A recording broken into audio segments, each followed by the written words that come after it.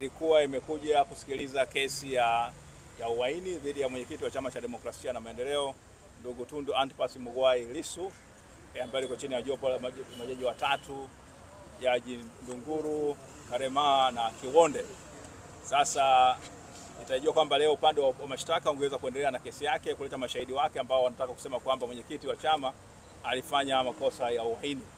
Lakini siku ya leo kwa bahati mbaya mshtakiwa ndugu mwenyekiti wa chama ndugu Tundu Antipas Mughwai Lissu akuwasilishwa mahakamani kwa kile ambacho upande wa mashtaka umedai kwamba kwa sababu za kiusalama.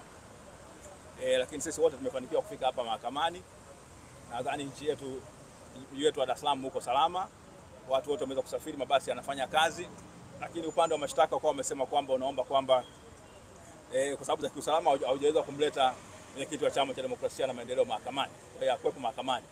Na baada ya hapo upande wa mashtaka ukaomba kwamba ukaeleza mahakama kwamba wenyewe leo utakiwa uendelee na kesi yake dhidi ya mwenyekiti na utakiwa ulete mashahidi wake ambao wanatokea Songea, si wengine wanatokea Iringa, watakiwa na Mbeya waweze kuja kutoa ushahidi dhidi yake. Sasa wakasema kutokana na sababu za kiusalama au mashahidi hawakuweza kuletwa, hawakuweza kutoka kusafiri kuja Dar es Salaam kwenye kesi. Kwa hiyo na wao waweze kujiandaa vizuri, kuweza kuandaa mashahidi wao hawa waweze kutoa ushahidi. Kwa hiyo kwa sababu hiyo wakawa wameomba ahirisho la wiki mbili.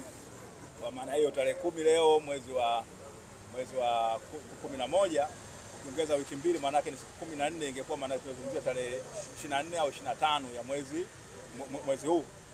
Jopo la majaji wao watatu, Jaji Ndunguru, Kiwonde na Karema baada ya kuchakata hilo ombi wamesema kwamba hawakubaliana upande wa serikali kusema kwamba kesi iahirishwe kwa wiki mbili, bali wameahirisha kwa siku mbili, yani ya leo na kesho, na kwamba tarehe 12 ya mwezi wa 11 mwenyekiti wa Chama cha Demokrasia na Maendeleo ndio Tundu Antipas Mughwai Lissu aletwe mahakamani na kesi iendelee.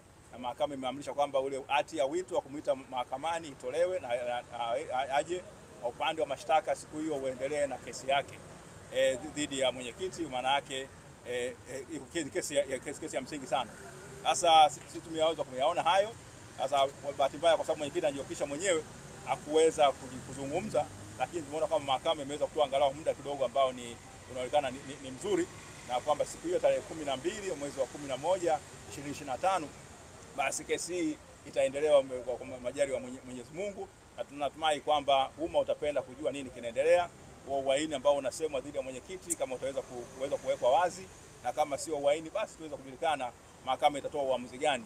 Kwa hiyo tunashukuru kwamba mahakama imeweza kuona kwamba ile njia ombi la ahirisho la wiki mbili kwa kweli ilikuwa alimtendee haki mshtakiwa ambaye hakuwa mahakamani.